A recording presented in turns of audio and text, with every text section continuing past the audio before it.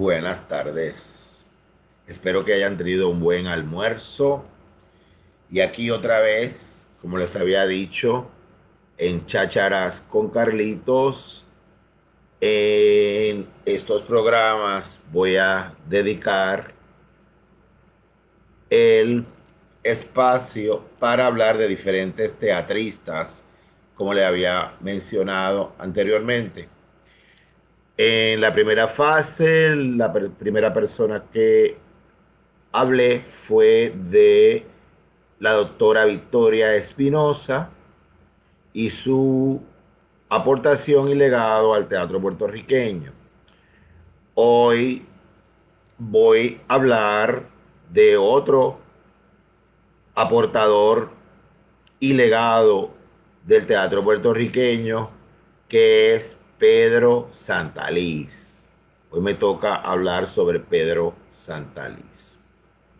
Bien, primero que nada, ¿cómo conocí a Pedro? Porque eso es lo importante para uno arrancar a chacharear, ¿verdad? Sobre una persona. Pedrito Santaliz, yo lo conocí también como hacedor del teatro, ¿verdad? Que veía muchas de sus cosas, lo veía mucho en la Universidad de Puerto Rico. Y me acuerdo un día que me lo encontré en Río Piedras y él andaba en una bicicleta con su mochila.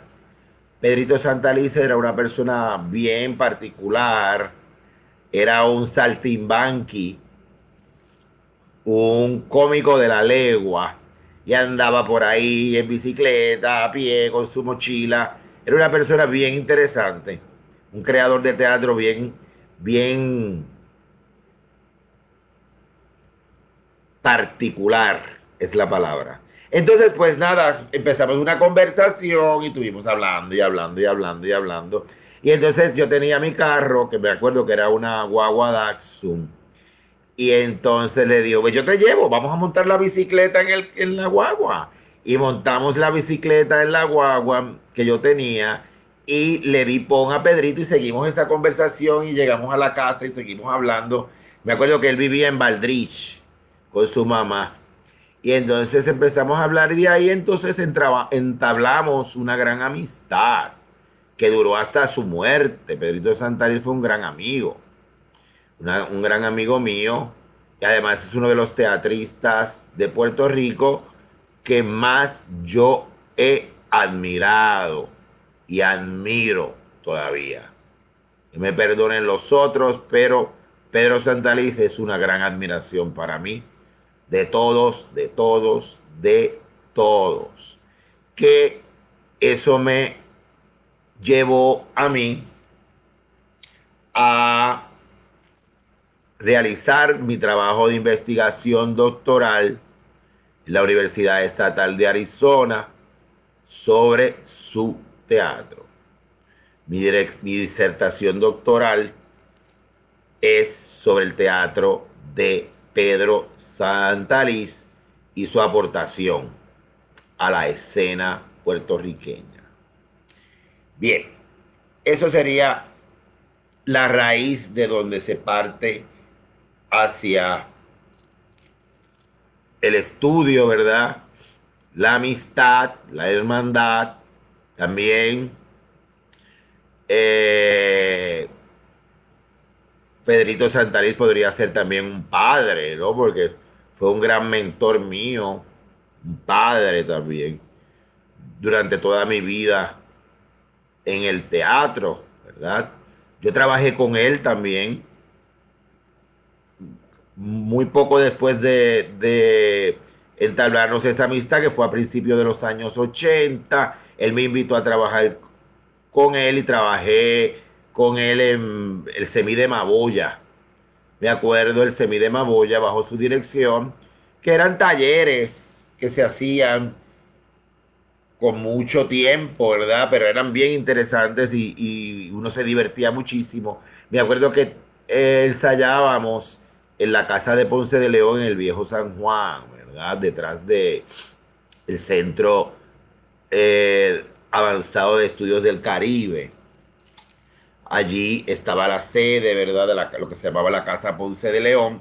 y ahí ensayábamos por mucho tiempo e hicimos funciones por muchos lugares de la isla de Puerto Rico, por muchos. Fuimos a La Perla, fuimos a Las Monjas, fuimos a Covadonga, fuimos a Llorentorre, fuimos al Parque Muñoz Rivera, a la Plaza de Convalecencia en San Juan, fuimos también a Isabela, Piñones, wow, tremenda experiencia de teatro, trabajando en diferentes espacios y al aire libre, porque eso es lo importante de Pedrito en su teatro, el teatro al aire libre. Una de las cosas que yo escribí, sobre todo en los últimos años de su vida, ¿verdad? Fueron unos resúmenes, ¿verdad? Cortos que escribí, ¿verdad? Sobre él. Y uno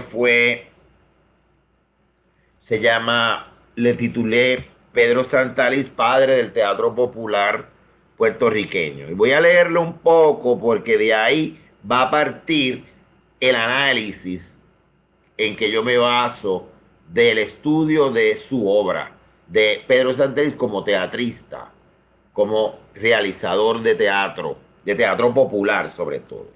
Y dice, el nuevo Teatro Pobre de América, que así era que se llamaba el grupo que él creó en el 1963, aquí en la ciudad de Nueva York. Es bien importante acentuar eso porque el nuevo Teatro Pobre de América se crea en la ciudad de Nueva York. Después es que va a Puerto Rico. Entonces ese constante viaje, ¿verdad? Ese dinamismo constante de Puerto Rico a Nueva York que Pedrito desarrolló por toda su vida como teatrista. Hacía teatro en Nueva York y hacía teatro en Puerto Rico. Se traía a la gente de allá para acá. Trabajaba con puertorriqueños de acá que estaban establecidos acá. Trabajó con muchos teatristas puertorriqueños de Nueva York. Él conoció a muchas personas que trabajaron, que creían en su teatro. Tanto de allá de Puerto Rico como de acá de Nueva York. Entonces, continuando con lo que estaba leyendo, el nuevo Teatro Pobre de América, creación del insigne teatrista puertorriqueño Pedrito Santalis, que es como lo conocemos, es una poética del pueblo y para el pueblo que viene de la tradición de los cómicos de la legua españoles. Y ahí hay que puntualizar algo bien importante. Fíjense que el teatro de Pedrito Santalis, el nuevo Teatro Pobre de América, que es como es el nombre de su compañía, el nombre de su grupo, pero también podríamos decir que es el título de una poética que él crea en el teatro, ¿verdad? Es de una poética porque ha habido un desarrollo de una obra y también dentro de esa poética podríamos insertar manifiesto, ¿verdad? ¿Cómo es su manifiesto teatral? Que él lo publicó. Se llama Diversificaciones en el Teatro Popular Puertorriqueño. El nuevo Teatro Pobre de América, de Pedro Santalis. Así se llama ese ensayo que él escribió, que se publicó en un libro que hizo unas conferencias, que se publicó el libro, lo publicó hace años, me parece que fue en los años 80, Nicolás Canelos, que Nicolás Canelos es uno de los primeros editores de literatura latina en los Estados Unidos, Arte Público Press, y eso no lo podemos olvidar porque es bien importante eso. Arte Público Press fue la primera editorial de escritores latinos en Estados Unidos. Y él fue el que editó ese libro, ¿verdad? Y se publicó esos ensayos académicos, la Scholarly Works, que se publicaron y ahí Pedrito publicó eso. Fíjate que es poética del pueblo para el pueblo. O sea, temas del pueblo para presentárselos al pueblo. Los cómicos de la legua. Ya hemos mencionado de eso porque cuando hablamos de Bululú, así es el título de mi libro, de mi último libro, Bululú. Bululú, ¿verdad? Que viene de la tradición de los cómicos de la legua. El Bululú es el único actante, ¿verdad? Un solo actante, un solo performer que va a realizar una escenificación, ya sea monólogo o improvisación, cambiando de personajes, lo que llamamos hoy en día performance, ¿verdad? Actos de ejecución que se presentan, ¿verdad? Buscando diferentes objetivos. Pues de ahí viene la tradición de Pedrito, ¿verdad? Del Bululú hasta la compañía, ¿verdad? Los cómicos de la legua que iban de pueblo en pueblo, iban representando, ¿verdad? En esos espacios marginales, ¿verdad? Y que lo conectaban según él, ¿verdad? No según Pedrito, más vamos a acentuar eso, porque dentro de las investigaciones al que le podemos dar ese crédito es a Agustín de Rojas, y ya yo lo he mencionado anteriormente. Agustín de Rojas en Un viaje entretenido, que es un libro cronístico que desarrolla Agustín de Rojas sobre la historia de los cómicos de la legua. Y es un libro cronístico, pero a la misma vez creativo, porque hay diálogo como si fuera un drama, y también hay loas. Y es bien importante ver eso. Hay loas. La loa, ¿verdad? ¿Qué es la loa? La loa, en la tradición del siglo de oro, era una de las partes del espectáculo. Como empezaba el espectáculo. El espectáculo empezaba con la loa, que era la alusión o la alabanza que se iba a dar a la obra, algún tema, alguna figura. Después venía la música, después primera jornada, entremés, segunda jornada, entremés, tercera jornada, fin de fiesta, música, baile, ¿no? Esa es la estructura, ¿verdad?, de la representación del siglo de oro, pero importante eso, en los corrales, ya sea en los corrales, ya sea también en los palacios, porque se hacían representaciones palaciegas, ¿verdad? Representaciones donde vivían los monarcas que auspiciaban también teatro. Y esa es la tradición del siglo de oro. Entonces, se me salió el jíbaro. Acuérdense que de jíbaro todos tenemos un poco con esta mancha de plátano que jamás se va. Bien, entonces, fíjense que lo importante ahí es que toda esa popularidad y todo ese tipo de desarrollo teatral de Pedrito viene de sus estudios de la obra clásica. Viene de los cómicos de la legua y también vendrá del esperpento de Valle Inclán, porque Valle Inclán alude a los cómicos de la legua también en su creación de esperpento, y a eso era lo que le llamaban los géneros menores, ¿verdad? Los géneros marginales. Y ahí entonces estaban los trabajos de los cómicos de la legua, de ahí entonces absorberá más tarde Cervantes con sus entremeses, pero ya había habido una antesala de ellos, ¿verdad? En los Lope de Rueda y los Pasos, cómicos de la legua. Entonces ya el teatro que se forma dentro de iglesias, dentro de instituciones, porque es la apertura del corral, o dentro de los palacios, ¿no?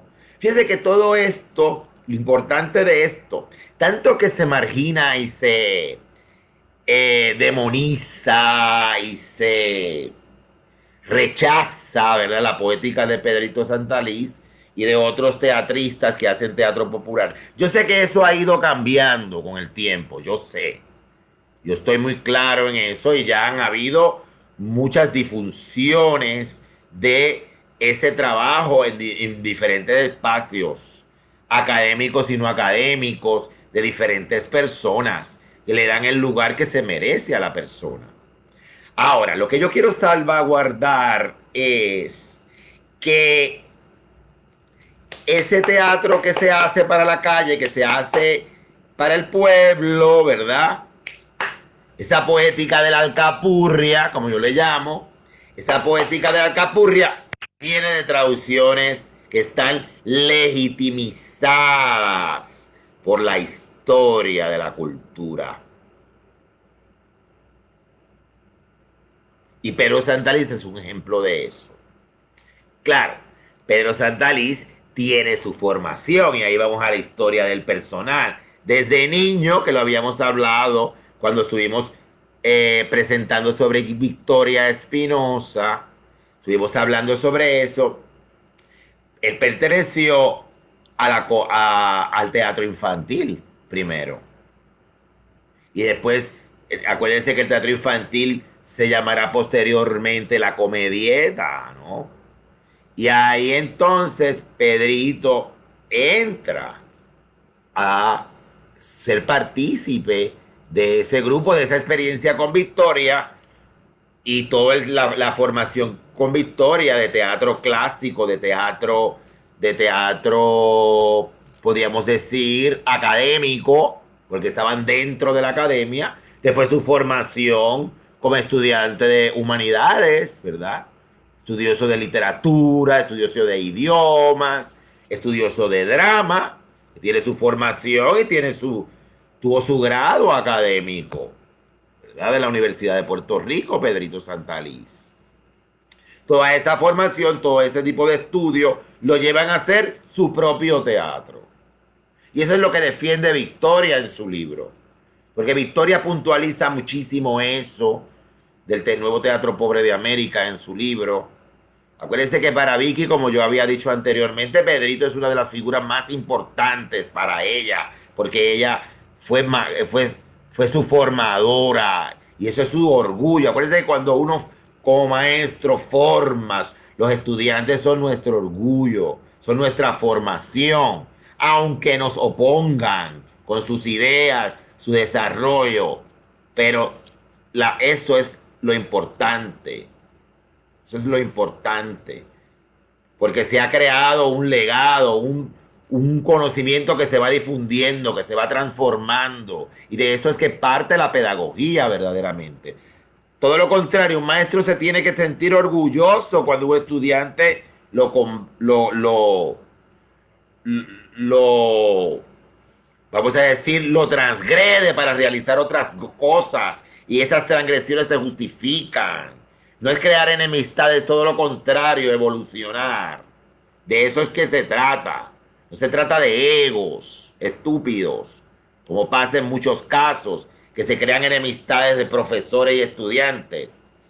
Eso es una estupidez, ¿no? El profesor o el estudiante que esté en ese tipo de mentalidad es una forma bien estúpida. Uno lo que tiene que seguir es adelantando, ¿no? Claro, pero como los egos son los que se interponen en este tipo de cosas. Y yo entiendo mucho eso, y ahí es que está el problema del arte, ¿no? Que se le acentúa más el ego que verdaderamente el producto. Y lo que es importante es el producto, lo que se hace. Lo demás es pura bobería, porque lo demás es efímero.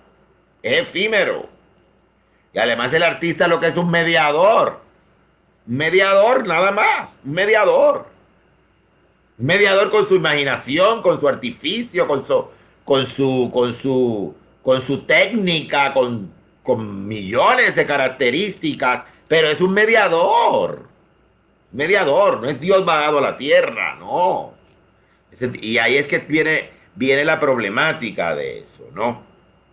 Entonces, continuando con lo de Pedrito, fíjense que eso conectaba con el teatro, con la historia del teatro español, ¿no? Sobre todo el teatro español, cuando los cómicos de la legua, el teatro popular, los teatros que estaban fuera de los centros hegemónicos, como ya había dicho, la iglesia, el corral, ¿verdad? Los teatros institucionales y los teatros palaciegos, ¿no? Los teatros que se hacían en las cortes, en los palacios, que eran propuestas de los reyes, ¿no? De la clase monárquica, ¿no? Que es la historia entonces del teatro español. También a la misma vez, eso va a conectar con otra cosa que ya venía antes y que se iba desarrollando en España, que España también lo tiene, y es la influencia de la comedia del arte italiana, que también la comedia del arte italiana es popular, se hacía fuera de centros hegemónicos. Y después se convertirá en un clásico también porque entra a lo que llamamos hoy en día el teatro canónico, ¿no? Ya sea el teatro del siglo de oro, el teatro italiano o el teatro isabelino. Porque también acuérdense que Shakespeare se conecta, ¿verdad? Se influencia de ello, ¿verdad? Hay una intertextualidad shakespeariana con la comedia del arte también. Lo mismo va a pasar con el teatro del siglo de oro, también los cómicos de la legua, ¿no? Siempre hay que salvaguardar eso. Los cómicos de la legua no lo podemos separar del teatro del siglo de oro. Lo que pasa con eso es que ha habido menos investigación. Ha habido menos. Se ha investigado algo, pero falta. Todavía falta, inclusive en España. Porque la cosa se ha concentrado más en lo canónico y hay que investigar más de eso. Lo que pasa también con eso es que hay menos documentación, pero existe documentación.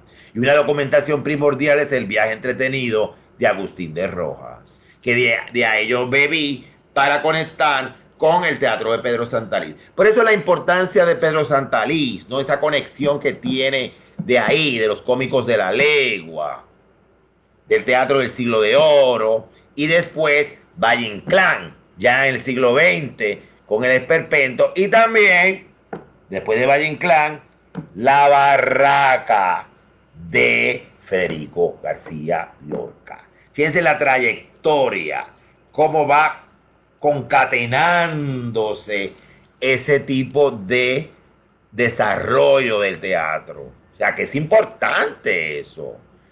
A mí que me perdonen, pero no hay muchos que han hecho eso en el teatro puertorriqueño y tanta alabanza que se dan. Esas cosas son bien importantes. Entonces, volvemos otra vez de ahí. De ahí entonces va a haber una antesala hacia a todo esto. Antes de la comedia del arte. Y sería que la poesía juglaresca. Fíjense toda la trayectoria que va. El máster de juglaría, los juglares, los actantes que declamaban la poesía en el pueblo, viniendo de la tradición oral, porque eso es la tradición oral.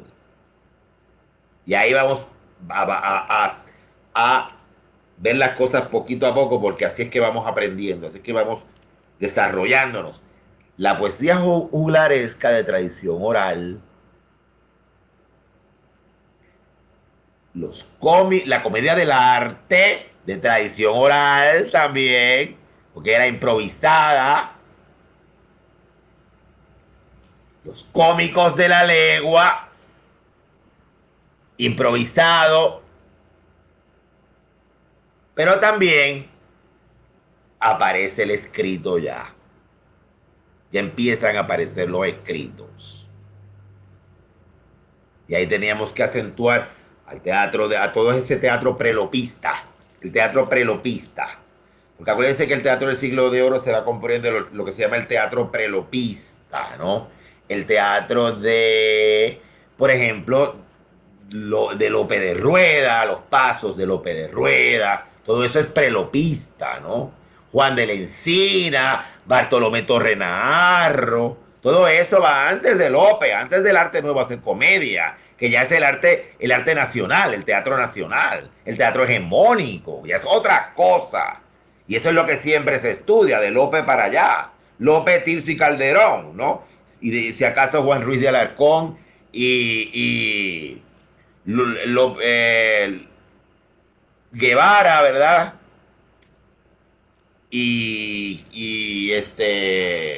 Pero algunos, Mira de Amezcua, ¿verdad?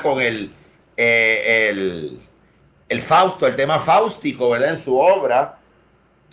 Y Vélez de Guevara, ¿verdad? Que también toma el tema fáustico, ¿no?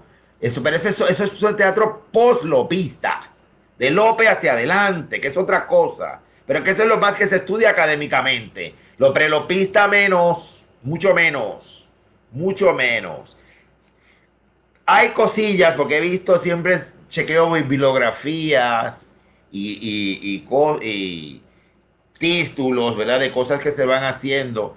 Y eso que el teatro del siglo de oro y la literatura del siglo de oro no es mi especialidad. No es mi especialidad, pero yo en ella, porque para estudiar el teatro contemporáneo, que es mi especialidad, yo tengo que entrar en eso como investigador. Y entonces tengo que beber de esas fuentes y saber de esas fuentes para poder lograr una investigación rigurosa, que eso es lo importante, ¿no? Y entonces ahí es que yo conecto. También conectará todo eso con el teatro litúrgico, con el teatro que se hacía dentro de las iglesias, ¿no? Y ahí vendrán los autos sacramentales. También vendrá, por supuesto, que la tradición del teatro hegemónico del siglo de oro. Todas esas fuentes se van corriendo en el teatro de Pedrito Santalís. En ese, vamos a decir, en ese punto de origen, porque después vienen otras cosas que ya mismo vamos a hablar de ella. Volvemos a repetir, para resumir. La tradición juglaresca, la tradición oral juglaresca de la Edad Media, la comedia del arte, los cómicos de la legua, el teatro litúrgico, como los autos sacramentales, el teatro lopista, ¿verdad? O el teatro hegemónico nacional español, Valle Inclán y el teatro esperpéntico, ¿verdad? Que saldrá de los cómicos de la legua, de los géneros menores, la barraca española de Federico García Lorca, que también formará tradición de los cómicos de la legua y del teatro hegemónico, porque de eso conocía muy bien Federico García Lorca. Fíjense todas las fuentes que nace el nuevo teatro pobre de América de Pedro Santalís. Hemos mencionado 7 fuentes en ese teatro. Ahora, dentro de su estructura, ¿verdad? La estructura de Pedrito, ahí entraríamos en otra etapa, ¿verdad? Porque entonces Pedrito bebe de todo eso, pero él tiene una función transgresora. Tiene una función de ruptura. Tiene una función de esperpentización.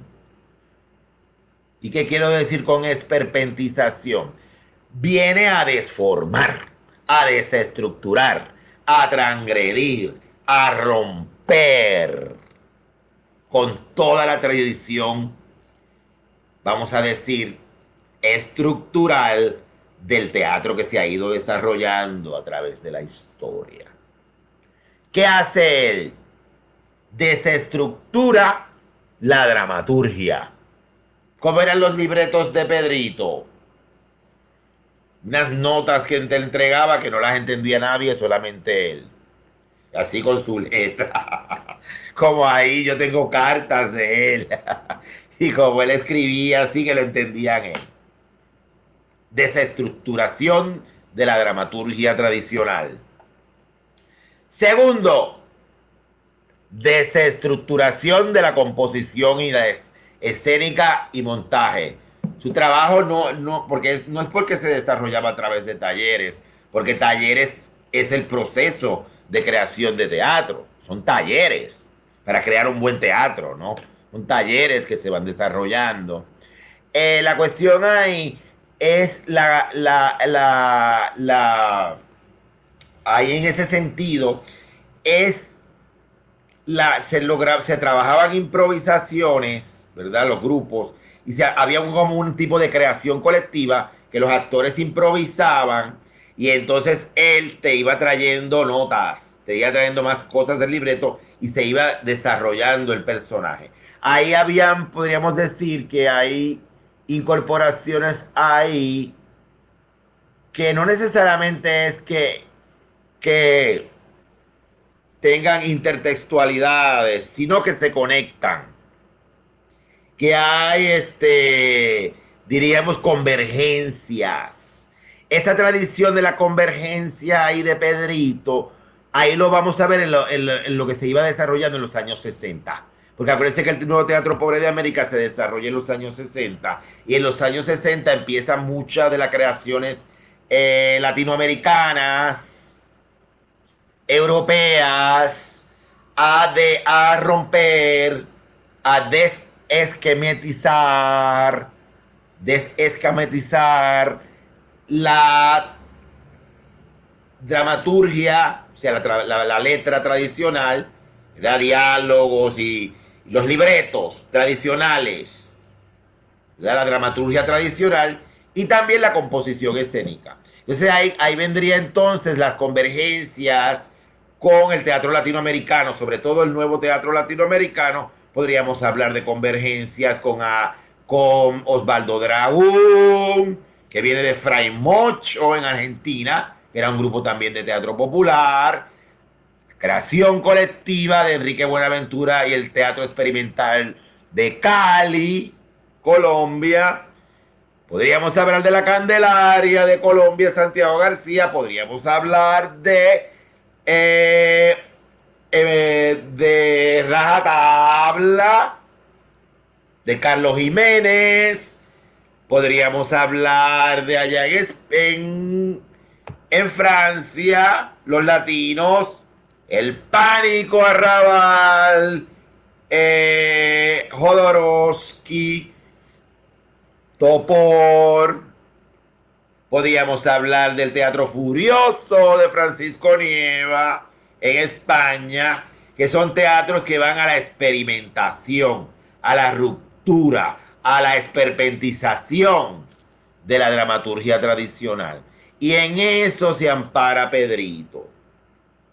En Puerto Rico, según se va dando Pedrito, pero vendrán después, posteriormente, porque ya esos son finales de los 60. Esto vamos a decir que es la mitad de los 60. Esos vendrán después, que podríamos hablar de convergencias con ellos, el Tajo del Alacrán, Anamu,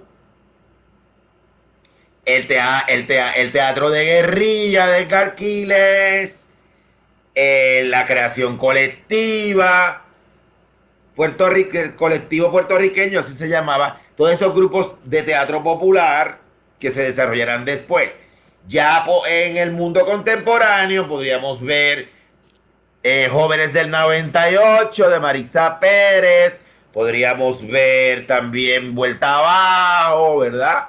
El grupo de Mayagüez, de Eury Zuli, ¿verdad? Eury Orsini y Zuli.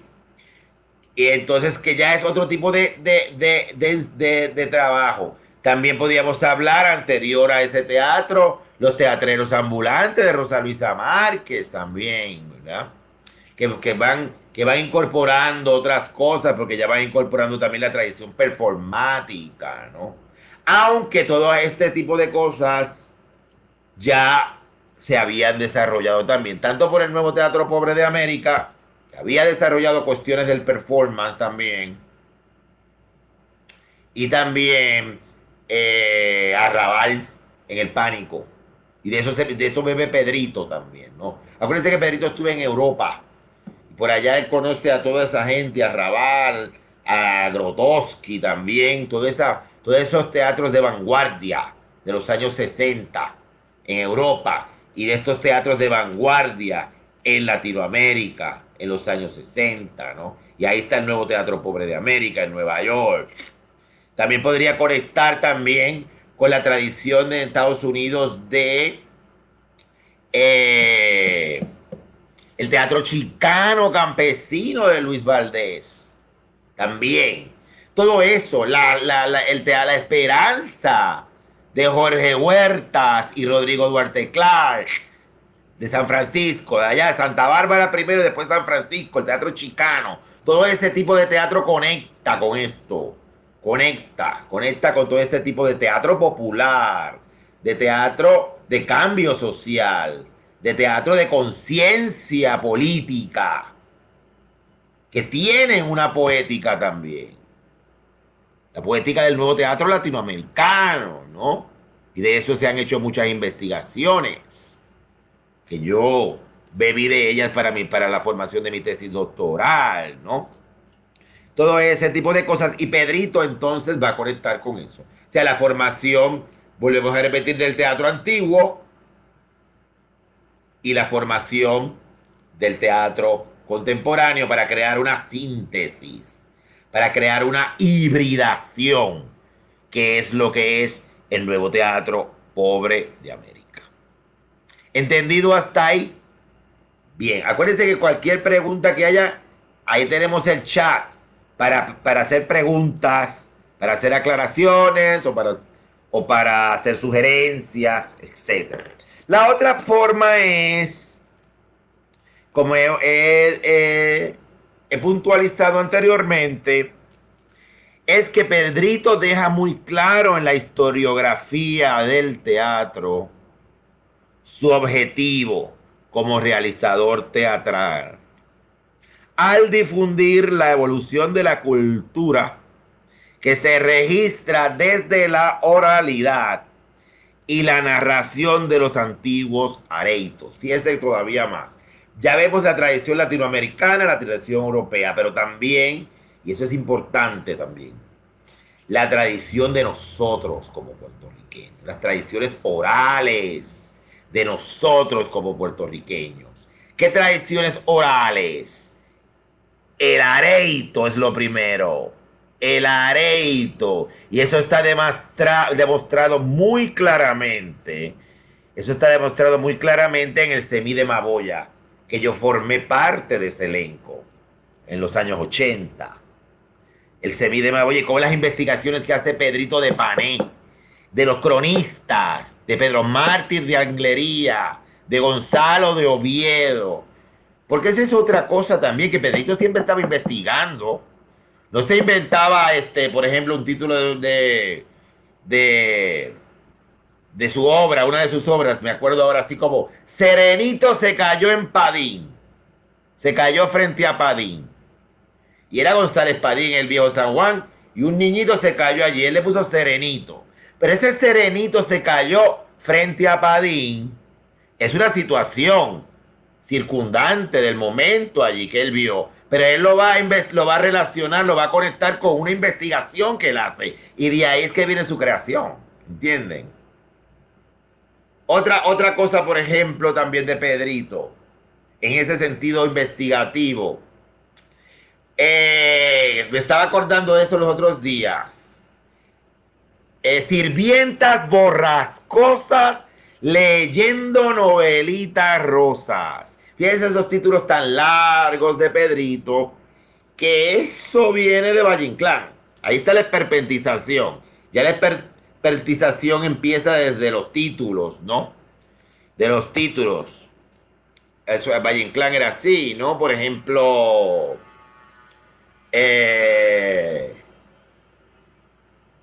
las galas del difunto. Porque lo que se acentúa en ese acto funerario es lo que le iba más que la pena del muerto era lo que el muerto le iba a dejar a los herederos, ¿no? Las galas del difunto, los cuernos de Don Friolera, un esperpento de Valle Inclán. Pues así mismo los títulos de Pedrito.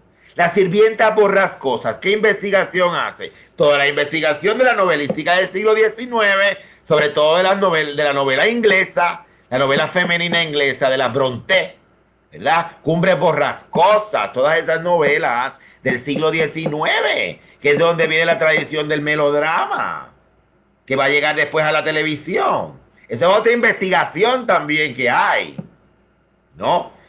Que todo ese melodrama del 19 de la novela del 19 femenina va a llegar a la radio, a Cuba. Los cubanos empiezan a crear esos libretos para hacer las radionovelas. Y entonces después, como esto llega al resto de Latinoamérica, la tradición de la radionovela. La radionovela sale de la literatura canónica.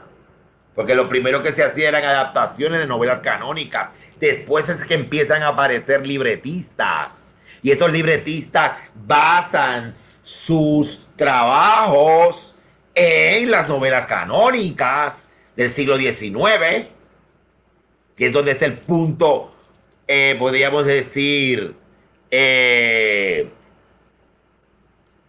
importante, el punto más, vamos a decir, culminante, el punto culminante, ¿verdad?, de la novela en el siglo XIX, ¿no? Y de ahí sale cómo la teatralidad va a salir de ahí, cómo va también a salir de ahí después la radio y la televisión, ¿verdad? Los actos, vamos a decir, los actos teatrales radiofónicos y después de los años 50 televisivos, ¿no? Que es la telenovela, que todavía la tenemos, ¿no? Todo eso viene de esa tradición, esa es otra evolución también que tenemos, que no podemos dejar de pasar, ¿no? Porque todo eso es así, todo eso es investigado, todo eso es investigado. Entonces, fíjense entonces toda esa tradición oral, ¿verdad? Que viene, por ejemplo, que Pedrito recoge de la tradición puertorriqueña desde el areito, la radionovela, la telenovela, las novelas por correspondencia que leen las sirvientas, ¿verdad? Y las amas de casa, por ejemplo, en Sirvientas Borrascosas, ¿verdad? Que eran las que ellas eran limpiando las casas, cocinando, escuchando la novela de radio, o cuando no existía el radio, leían. Lo que hacían era leer. O había alguien que les leía. Las mismas amas las mismas dueñas de la casa era la que le leía, porque ella sabía leer, le leía a sus empleadas. Todo ese tipo de tradición, ¿verdad? La va a recoger Pedrito también. La va a recoger ahí. Y eso es importante, pero la tradición oral y después la tradición escrituraria, ¿no? La tradición oral y la tradición escrituraria hasta llegar, como yo digo, a los metadiscursos posmodernos. La ruptura, la transgresión al canon, la pérdida de utopías, la síntesis, ¿verdad? La ruptura de la linealidad histórica. Y ahí tenemos esa fuente. Ahora, teníamos que añadir otro reclamo de fuentes, ¿verdad? Ya hemos hablado de las fuentes del teatro antiguo, hablamos de las fuentes del teatro latinoamericano, ahora hablamos un poquito de las fuentes del teatro europeo de vanguardia, el Esperpento, hablamos de Arrabal y el Pánico, de Furioso Nieva, Jerzy Grotowski, el teatro pobre. ¿Qué de Jerzy Grotowski el teatro pobre? La importancia en el actor y en el acto ritualístico. Esa tradición viene de acto. La tradición de ritual. El teatro es un ritual. El teatro es un acto ritualístico. Y Artaud recoge eso, por supuesto, del teatro litúrgico, porque la misa lo asociaba con la misa y también con los actos míticos, ritualísticos del Oriente, el teatro de Bali. Grotowski también lo va a recoger del catolicismo, ¿verdad? De la misa y también del teatro oriental, el de la India, el de Indonesia, el de Bali, todo ese tipo de teatro del Oriente que recoge Grotowski, también recoge Artaud, pero Artaud también recogerá de de los indios Tarahumara. Grotowski recogerá de, eso no lo menciona mucho, pero sí, y él estuvo por allí, del vudú haitiano, porque a Grotowski le interesó mucho esos rituales, y él los incorpora a sus prácticas, y ahí es que viene lo que se llama el teatro parateatral de Grotowski, que son otros 20 pesos que hay por ahí también. Hay muchas cosas que estudiar en el teatro tiene mucho que estudiar, hay mucho, mucho, mucho. El teatro es una disciplina también, es una disciplina como la sociología, como la antropología.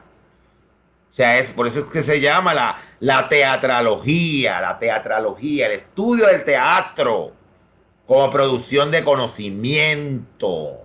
No solamente el espectáculo produce conocimiento, y todas las fuentes que trae todo eso, y toda la conexión interdisciplinaria o transdisciplinaria que hay a través de eso. No se puede solamente quedar en el showcito. Eso es mucho más allá del showcito. Lo que pasa es que hay mucha ignorancia. Hay demasiado de mucha ignorancia. Y mucha ignorancia no solamente del público, sino de los mismos hacedores del teatro. Que eso es más triste todavía. Hay mucho hacedor del teatro ignorante, muy ignorante, muy ignorante, muy ignorante. Y hay que investigar para ser artista del teatro. No irse solamente por esa línea así, farandulera y de divinidad y de celebrity, que ahí está muerto, porque eso es lo mucho que abunda, la porquería. Hay mucha tela que cortar, hay mucha tela que cortar, muchísima. Bien, también habría que ver ahí de Pedrito el teatro de Grotowskiano, ya lo mencionamos, pero también el teatro brechtiano. Y él incorpora eso muy bien a su teatro, ¿verdad? Que es por ejemplo, el pequeño organón. Se nota que Pedrito leyó el pequeño organón y lo bebió, lo difundió, lo internalizó, y él lo presenta en su obra. El pequeño organón. Tú coges todas las características que tiene Brecht en el pequeño organón, tú las aplicas a una obra de Pedrito Santaliz y están. Yo lo hice. Evaristo y Matera. Fíjense que en las obras de Pedrito siempre hay un narrador. Lo que pasa es que eso se complica más, porque como Pedrito sigue transgrediendo, ese narrador, él lo complica más y el narrador se convierte en personaje. También el narrador a veces es el director de la escena que está en escena. Y a la misma vez también es un personaje aparte, narrador. Porque ahí hay muchos desdoblamientos. A veces el director entra a la escena. También Pedrito, como Tadeo Cantor, entraba a la escena improvisadamente y se metía y se ponía a dirigir y a decirte, mira, muévete, muévete. Se ponía con imprudencias ahí. Pero esa cuestión imprudente, por decir una palabra, porque eso es creación, eso es creatividad, esa es genialidad creativa. Él lo hacía a ver si los actores se desconcentraban. A ver si tú como actor te desconcentrabas. Pedrito hacía eso. Me acuerdo que uno actuando así con una escena con otra persona o algo, y él, Carlito, mira esto, mira Carlito. Y uno, ahí cuando uno está actuando, uno no lo saca a nadie. Nadie, nadie. Ni un ruido de la escena. Uno está concentrado totalmente. El actor bueno no se desconcentra nunca hasta que no sale de escena. El buen actor, concentración total, todo el tiempo. Pues Pedrito hacía ese tipo de cosas, ¿no? Y a él no le importaba. Acuérdense que ellos están ahí, también la mentalidad de él es que el teatro es el teatro. No es la realidad, es el teatro, es un arte, es un ritual. Y pasan cosas, entran cosas, improvisan cosas. Porque eso es parte de la convivencia. Eso es lo verdaderamente real para este tipo de conceptualizadores del teatro, ¿verdad? De que la magia y la antimagia, por darle una palabra, se conectan. Hay magia, pero también se rompe la magia. Pasan cosas, es un acto. Y el público tiene que estar consciente que está en un acto representativo, que no es que está viviendo la vida. Por eso la ruptura con el realismo, ¿no? De una forma o de otra. De una forma o de otra. Y eso siempre se puntualiza ahí, dentro de esos trabajos. Entonces, otra cosa importante también de ver a Pedrito, ¿verdad? En términos de lo europeo, pues, ya vimos a Brett, ¿verdad? La cuestión de la narrativa en Brett, la cuestión de buscar el cambio social, porque de la poética brechtiana beberán todo el nuevo teatro latinoamericano. Esa es la importancia de Brett, ¿no? Porque son poéticas para el cambio social. También vemos la cuestión del ritual artodiano, lo tiene de Grotowski, ¿verdad? Pero también Arrabal, Nieva, ellos son teatros artodianos. Y a la misma vez que artodianos, porque ¿quién beberá de Artaud? Valle Inclán, ¿no? Sobre todo siempre pensando en qué es lo más importante de Artaud. El ritual, el teatro como ritual. Que el teatro es un ritual. Y eso no se lo inventó Artaud. Es que esa es la tradición teatral. Desde la antigüedad, por ejemplo, en Occidente, que es de donde somos nosotros, occidentales, esa es la tradición del teatro. El teatro griego no era un ritual, no eran las fiestas a Dionisio, no eran los ditirambos. De eso hemos hablado aquí anteriormente. Pues lo mismo pasa aquí con todos estos teatristas y también pasa con Pedrito Santalís. Y eso es bien importante de él. Otra cosa que también hay que acentuar de él y es la ruptura de Pedrito de la jerarquía entre dramaturgo, director, actor, espectador.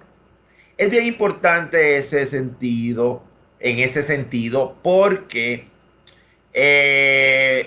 ya hemos hablado de la ruptura con la estructura total dramatúrgica, también con la de la composición escénica, pero también con la actoral.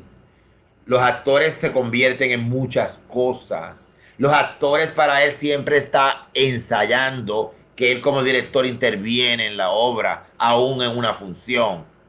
A decirte, es Carlitos, mira. Eso es parte de la teatralidad. O sea que se rompe también la mítica, ¿verdad? Del teatro como espectáculo. El teatro siempre es un espectáculo, a un ensayo. Y entonces el teatro espectáculo es parte de un proceso que no se termina. Siempre todo queda en proceso. Y eso es bien importante. Todo siempre queda en proceso. No hay terminación. Y eso es bien importante de Pedrito, que siempre vemos procesos y los procesos no concluyen. En otras palabras, siempre vamos a ver work in progress, como se dice en inglés, trabajo en progreso. El arte no tiene fin, es un continuo progreso. Y entonces ahí lo vemos desde otra forma, ¿no? Desde todo ese tipo de perspectivas. Y eso es una de las puntualizaciones que yo he hecho, que yo hago a través de la tesis doctoral y después del libro que se creó, que se llama así, El Nuevo Teatro Pobre de América, de Pedro Santalís, publicado por la editorial Gestos de la Universidad de California, Irvine, 2005, edición de el profesor Juan Villegas. Ahí está publicada, no la tesis como tal, pero vamos a decir, las tripas de la tesis. Porque acuérdense que la tesis doctoral tiene otro formato. Y cuando se hace el libro, muchos de esos formatos se desconstruyen para quedar otras cosas, quedar el libro, quedar la tripa. Esos ensayos se van convirtiendo en otra cosa. Y así fue que pasó con eso de Pedrito Santalís, con mi tesis doctoral que se llama El esperpento puertorriqueño, el nuevo teatro pobre de América de Pedro Santaliz, dirigida por la doctora Teresa Valdivieso, que en paz descanse Pedrito Santaliz, ¿no? Ellos han desencarnado, ellos, mi directora de tesis y mi objeto de estudio, ¿verdad? Pedrito y el nuevo teatro de América. Bien, otra cosa que yo quería acentuar ahí de Pedrito también es la cuestión política que no podíamos obviar, que está dentro de toda su obra.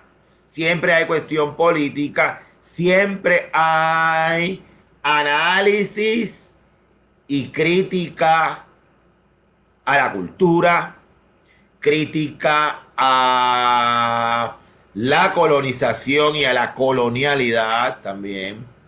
También hay crítica al elitismo cultural. Hay crítica al teatro puertorriqueño y su gente. También las hay. Teatro personal de Meaito Laracuente, que es un esperpento, criticando a el teatro puertorriqueño contemporáneo y a su gente y a sus instituciones, a sus directores, a sus miembros, a su clase, critica la clase teatral y lo hace de una manera esperpéntica, de burla, de sátira, de esperpentización. Cuando digo esperpentización, digo deformación, donde hay deformación. Acuérdense que el esperpento es ¿qué? Y esta teoría Valle Inclán la demuestra en un mismo drama, ¿no? El personaje de más estrella en Luces de Bohemia. El esperpento es el héroe clásico visto a través de espejos cóncavos. Los héroes clásicos se fueron a pasear al Callejón del Gato. ¿Y qué es el Callejón del Gato? El Callejón del Gato es un callejón en el barrio de Las Letras en Madrid, donde aparecen los espejos cóncavos allí. El último viaje a España yo envié una foto a que la puse en Facebook sobre los espejos cóncavos y yo viéndome, yo hice un autorretrato, ¿verdad? Que lo llamamos en inglés selfies. Un selfie que hice viéndome en los espejos cóncavos y convexos, donde nace el esperpento de Don Ramón María del Valle Inclán, padre del esperpento, donde beben todos estos teatristas y del teatrista que yo estoy hablando hoy, Pedro Santaliz. Pues todo eso lo hace Pedrito también. Y también lo último que quería puntualizar es la posmodernidad de Pedrito Santaliz, ¿no? Ya es que la poética de la posmodernidad en Pedrito no es como me dijo una persona en un ensayo que yo escribí, y esa persona escribió otro ensayo, ella, no voy a decir nombre, hablando de Pedrito Santaliz, y criticaba de dónde salía eso de que Pedrito Santaliz era posmoderno, era poscolonial. Esos son fiebres teóricas que los estudiantes que están haciendo estudios graduados acentúan esto y lo que hacen es traer por los pelos a cualquier autor o creador utilizando esa fiebre teórica que se usa en los espacios académicos. Todo eso dijo, quizás en menos palabras, pero eso lo dijo. Pues yo quiero puntualizar que no. No quiere decir que Pedrito no sea posmoderno al pie de la letra, sino que coquetea con el posmodernismo. ¿Por qué? Porque la cuestión posmoderna no es que es una fiebre. Cuando tú, como creador, descrees en metarrelatos y en discursos solemnes Y tú usas tu arte para desmantelar esos metarrelatos y esos discursos solemnes. Tú utilizas estéticas posmodernas. Y eso está legitimado. De las teorías de Lyotard, la condición posmoderna, la poética posmoderna de Linda Hodgkin, que fue la primera que empezó con eso, de las primeras. La política del posmodernismo de Linda Hodgkin. Todo eso que estaba, todas esas corrientes de ahí, y todo ese tipo de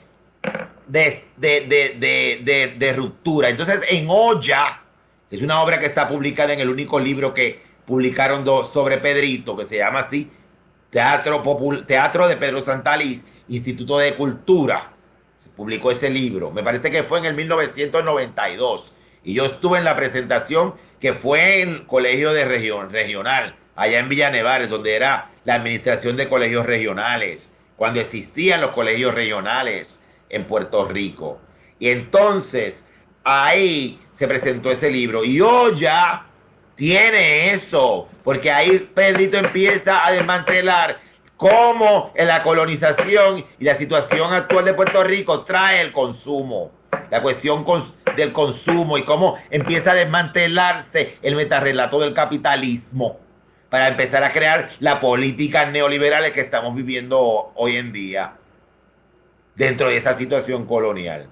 Porque Pedrito es bien político siempre en sus obras. Lo disfraza con esperpointizaciones, lo disfraza con antiestéticas, lo disfraza con transgresiones posmodernas. Y eso es una parte de ella. La otra parte poscolonial sí, porque ahí está la cuestión de cómo las minorías se abren en los espacios hegemónicos. Y eso son condiciones poscoloniales.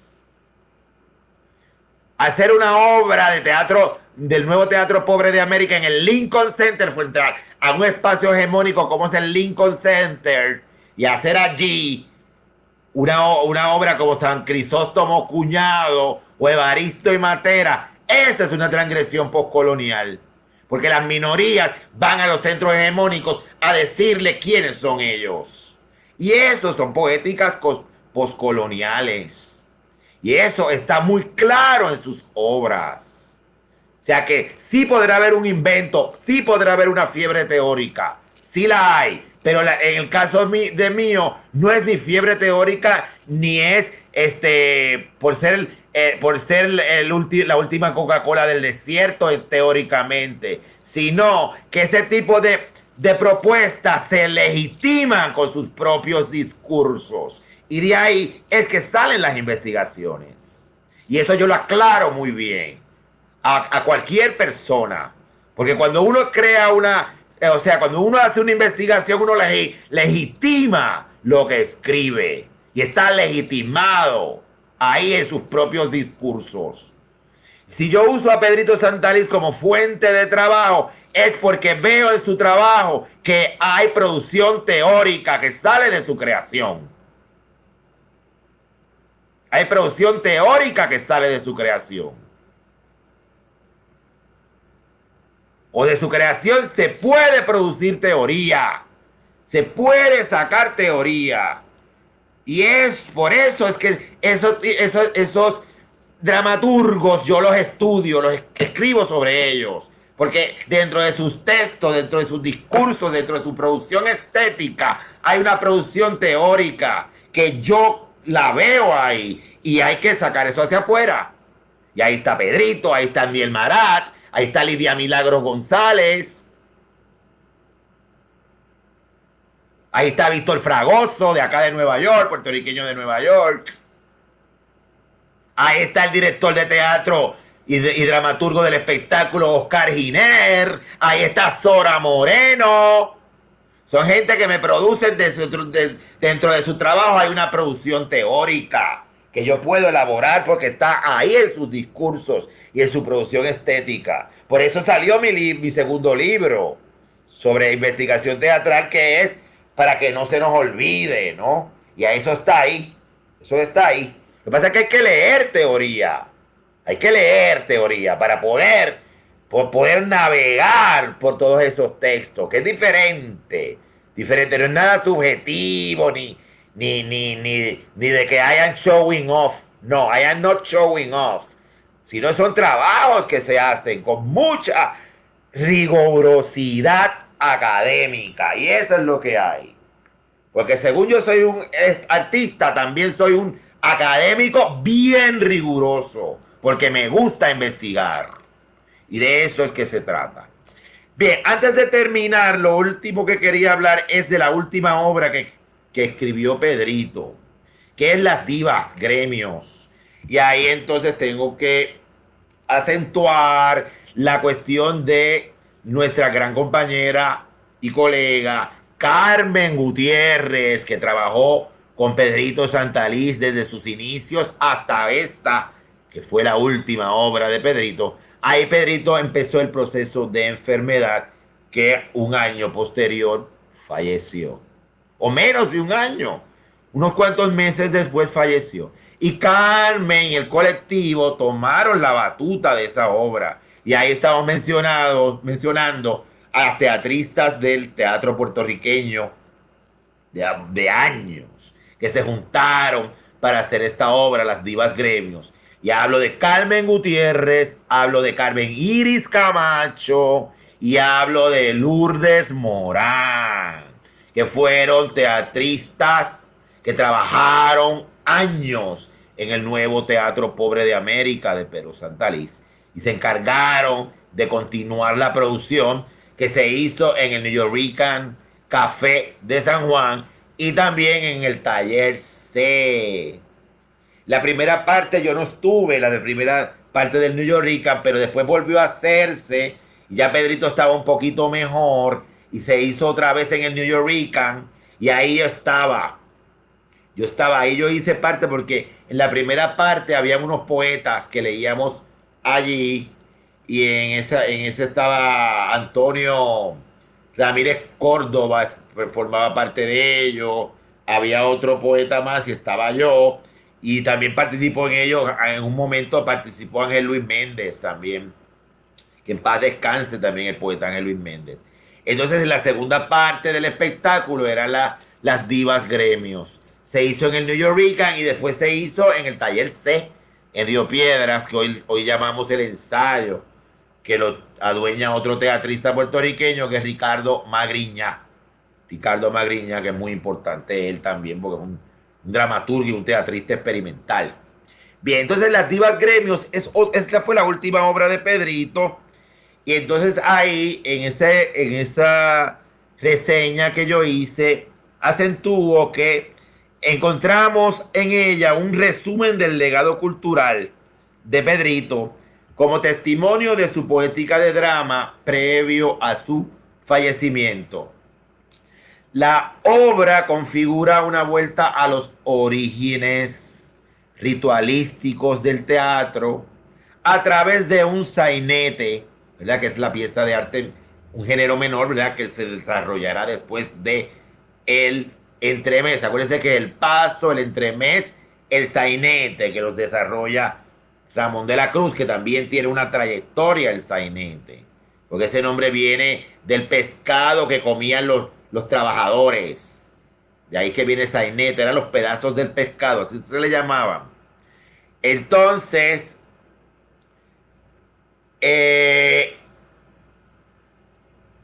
esta obra es de un tono jocoso, es de carácter popular, trayéndola de los cómicos de la legua, de don Ramón de la Cruz y de la tradición aural del teatro del siglo XVI y XVII, que es lo que llamamos el siglo de oro. Sin embargo, en esta versión del género se conjugan otros elementos. Se conjugan los entierros de los difuntos, las tradiciones de los entierros, donde las despedidas de duelo era un discurso. Era una poesía, era un acto poético. las despedidas de duelo. Fíjense que eso es lo que recogía don Abelardo, ¿verdad? En su obra, en su cuentística, ¿no?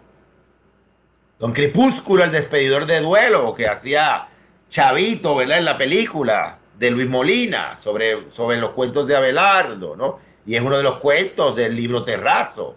Pues eso es una poética, un discurso. Y él lo recoge aquí, los comentarios sociales y políticos, como yo había dicho antes, la sátira, el humor, la parodia, ¿verdad? Y el camp.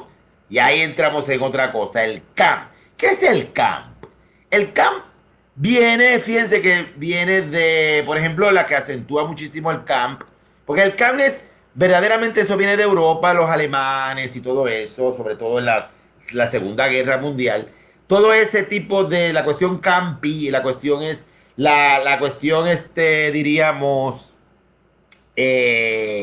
artificiosa, fea, barata, chippy, los artículos quiche, campi. Pero de ahí sale una estética que la van a trabajar los del teatro drag. Y eso lo recoge Susan Sontag, el Notas del Can. Notas del Can de Susan Sontag, ahí está. Entonces, ¿qué es eso? La artificiosidad, la exageración. ¿Y qué vamos a tener del camp aquí? Eso en estas mujeres que son actrices, que son cantantes, que en una noche de boleros y recuerdos empiezan a hablar de lo que había sido su vida en esa compañía de donde ellas trabajaron como actrices y performers. Y eso lo recoge muy bien las divas gremios de Pedrito Sartalís. También ahí vamos a ver, y eso no lo habíamos acentuado antes, pero es importante acentuarlo porque también es de las poéticas que recoge Pedrito de Europa, que es el teatro del absurdo. Y sobre todo el teatro del absurdo de Ionesco y también el teatro del absurdo de Becker, ¿no? Pero más Ionesco. Porque a Pedrito fue actor del teatro del absurdo de Becker, por ejemplo. Él trabajó en Las Sillas, dirigida por Dean Sayas, Pedrito Sartalís cuando él era actor, con Soledad Romero. Y también Pedrito trabajó también había otro director que ahora se me olvida el nombre, que él desapareció y él hizo mucho teatro del absurdo. Hicieron La Lección, hicieron muchas obras de Ionesco, ¿no? Con esa persona también. Machuca, con Dean Sayas en Teatro del 60 y también con Machuca, que ahí también estaba Ernesto Concepción, ¿no? Todos ellos formaron parte de todo eso ahí, de ese drama del absurdo que empezaron unas corrientes en los años 60, principios de los 60. Antes de Pedrito irse de Puerto Rico, que él se va, en el 62, Pedrito se va de Puerto Rico, se va a Europa, da un viaje por toda Europa, hay que conocer muchos teatristas y lo acompaña en ese viaje Tito Bonilla, otro actor de teatro. Y después entonces es que regresa, se establece en Nueva York y ahí nace el Teatro Pobre de América. Esa es la historia, ¿no? Pues también en las divas gremios hay ese discurso así ionesco donde está la demagogia y habla y habla y habla y no dice nada. Ese alcalde, ¿no? Y entonces se va componiendo otra cosa. Se va componiendo otra cosa porque eso es bien importante acentuar que en Pedrito no podemos circunscribirlo, no podemos circunscribirlo solamente a una sola fuente estética, sino que es una variedad de fuentes estéticas clásicas y populares, anticanónicas, contemporáneas, para crear una amalgama, ¿verdad? Para crear una hibridación de estilos, como él lo menciona muy claro en su obra El teatro personal de Meaíto Lara Cuente. Mi teatro es libre, conciso, sin ataduras retóricas y con una combinación de estilos. Y eso es lo que dice Pedrito a través del personaje de Meaíto Lara Cuente. El teatro mío es personal, fuera de lo hegemónico, fuera de lo que se llama nacional. Y ahí está la gran obra donde Pedrito puntualiza cuál es su manifiesto, cuál es su poética en el teatro. Bien, aquí los dejo con mis chácharas, con estas chácharas con Carlitos. Si hay alguna pregunta, si hay algún comentario, aquí tenemos los chats, están bienvenidos. Pueden mandarme un mensaje por lo que llamamos en buen castellano inbox. Y entonces yo, con mucho gusto, le contestaré en el medio que sea posible. Bueno, que yo espero que pasen unas buenas tardes. Son las 3:15, es hora del café. Vamos a beber café y los dejo por ahora. Vamos a ver si nos vemos la próxima semana. En nuestra próxima cháchara vamos a hablar sobre Dean Zayas. El maestro Dean Zayas es mi próxima cháchara. Aquí en Chácharas con Carlitos hablaré de Dean Zayas. Acuérdense que hablaré de Dean Zayas, después hablaré de Mirna Casas, después hablaré de Hilda Navarra, hablaré de Maricusa Ornés. Esos son los 4 programas. Ya en posteriores programas hablaré de teatristas más contemporáneos. También le dedicaré mi programa a Oscar Giner, a Rosa Luisa Márquez, a otros teatristas puertorriqueños más conectados con nosotros en estos momentos. Bien, los dejo aquí, que pasen unas buenas tardes, bendiciones y siempre se les quiere. Gracias.